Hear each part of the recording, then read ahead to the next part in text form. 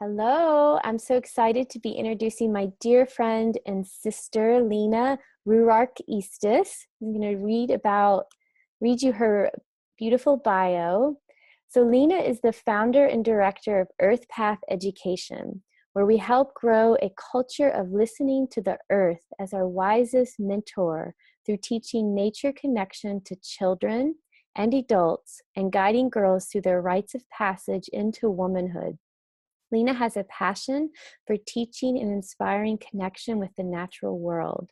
Lena enjoys earth skills, community strengthening, and swimming in wild bodies of water. So Lena is a dear friend. She has helped me with my daughter. My daughter's done her rites of passage camp, and I just love the work that you're doing, Lena. I think it is amazing. And I love that we're from the same town, Louisville, Kentucky. Woo-hoo. Um, so I just feel like you are empowering young girls and giving them everything that we didn't get as children. So that's why I chose you for the sacred empowerment embodiment piece. When you hear the word sacred empowerment, what comes to mind for you? What does that mean to you? And to me, empowerment is about living your life purpose and your calling and your day-to-day actions and choices. So kind of aligning that essence of who you are, that embodiment of the spirit through how you're walking in the world. That's what comes to my heart when you say that. Yeah. And how do you use it in your own life and in the service that you give others? Like, how do you make sure Well, you're staying empowered and then the work and the service that your passion, your call that you give the world? Yeah, well, it definitely starts for me with the self-love and self-care and having that courage to be myself and walk my own path, even when it's different from what's happening around me. And yeah, being confident in the distinct flavor that I have to bring to the world. And being in the mystery of that and still choosing to walk forward and say yes to my truth.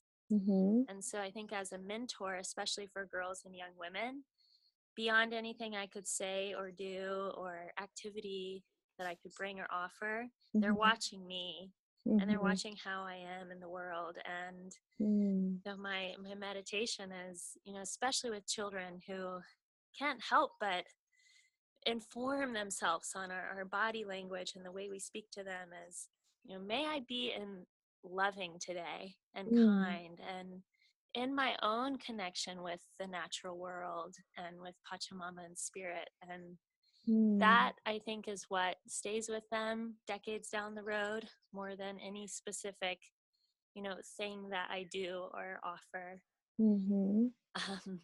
Often in the rites of passage work and the embodiment work with girls and young women, I feel like one way of offering empowerment is through witnessing and being a reflector and a mirror. And so I see myself doing that a lot, just mirroring what someone already knows, the wisdom that's already inside of them, the way they're already deeply connected to the earth, and just taking a moment to breathe into that, let that settle in, and celebrate it.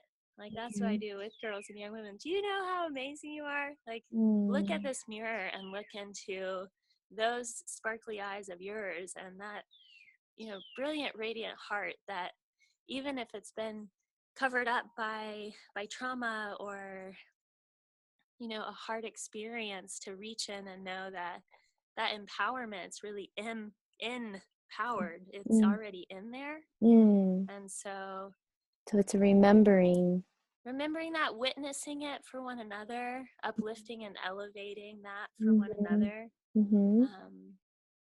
That's one way I see myself offering that. Yeah, can you tell us a little bit about the rites of passage goddess camp that you do, that you have? Yeah, I love talking about that. Yeah. So this will be, I guess, year 9 of a Wow. 5-day rites of passage ceremony and ritual that we do in the mountains.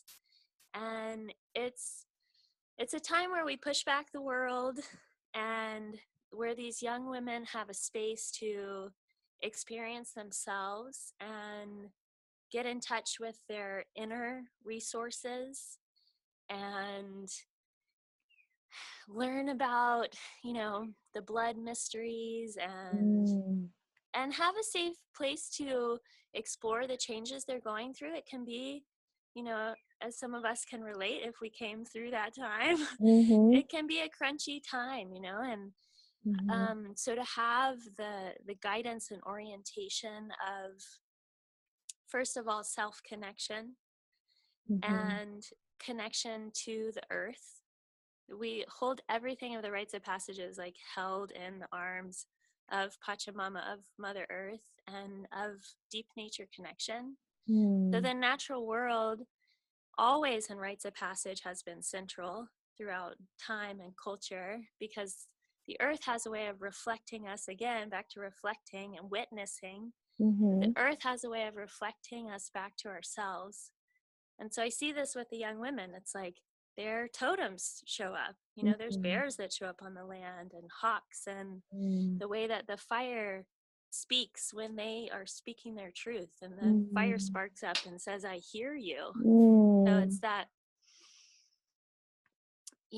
allowing that reflection in from the natural world, and then having the support of sisters, sisterhood, Mhm. Mhm. young women their own age, who are also in a vulnerable space and who open up and say, hey, this is going on with me, and I have these changes and I don't know what to do or who to talk to about.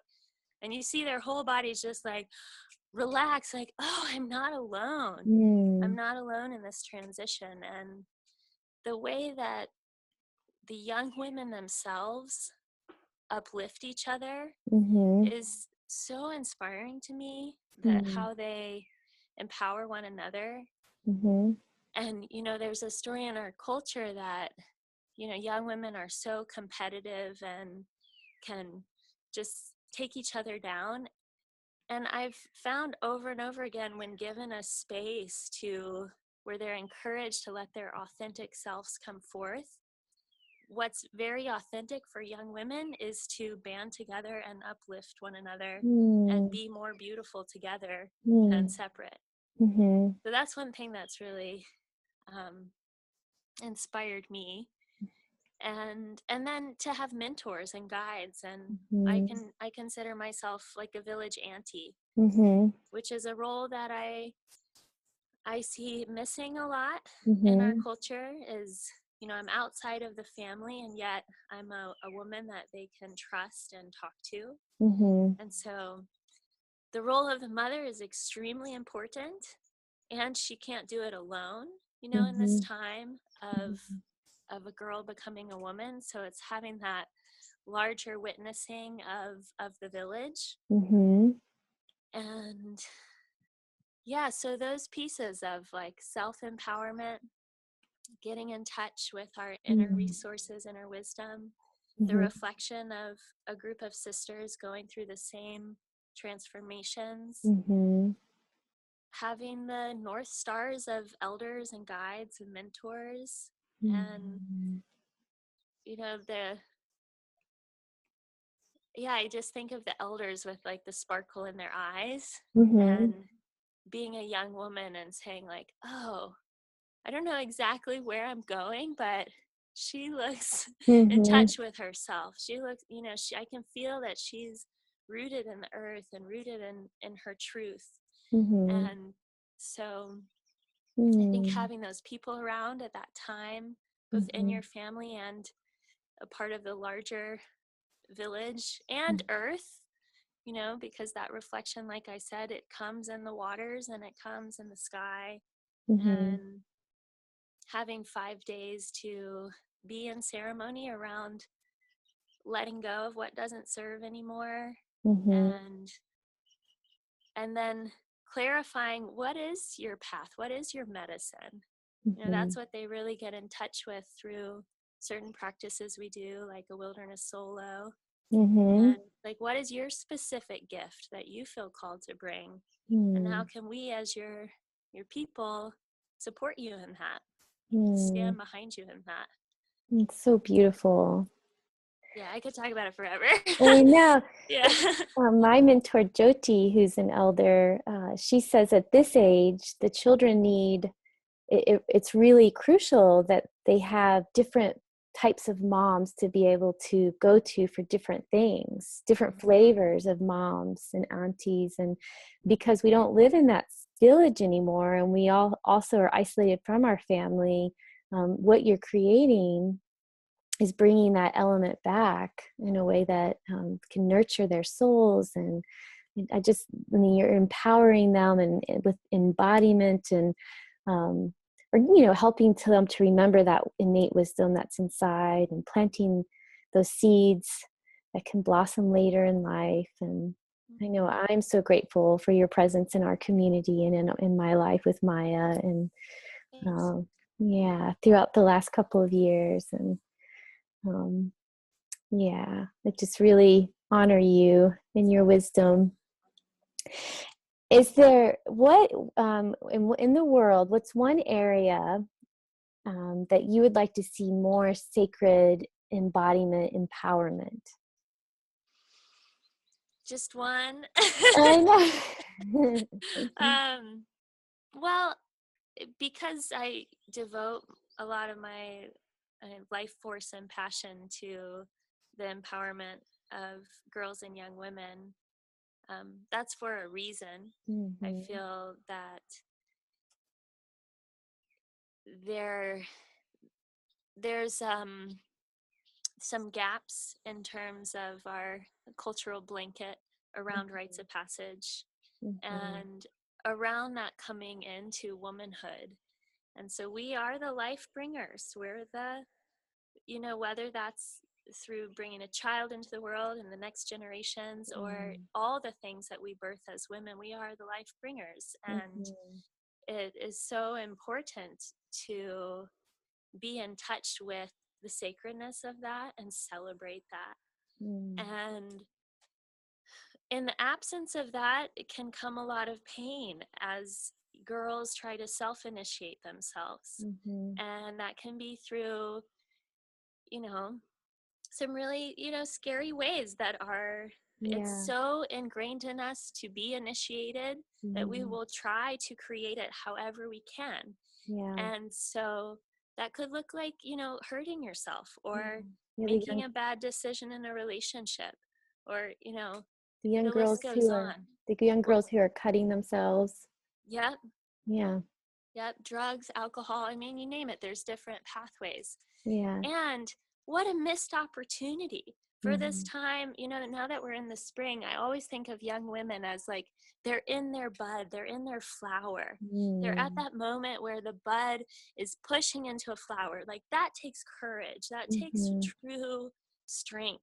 Mm. And so, and what's on the other side of that is your flower, the flower of Mhm. your life. So Mhm. to take that time of blossoming and celebrate Mhm. it and Mhm. uplift it and call in support around it and call Mm. in the power of the earth and Mm. also offer that time as a gift back to the earth, back Mm. to life. Mhm. That's one thing that I think is worth underlining with the rites of passage work is it is to become a better person. Mm. That happens, Mhm. and it's an offering to the rest of life. Like Mhm. we feed the water and the river and the mountains and the Mm. birds when we're Mm. in our beautiful expression of coming of age. Mhm. And so Mm. to miss out on such a beautiful opportunity to feed life and feed our own lives and come and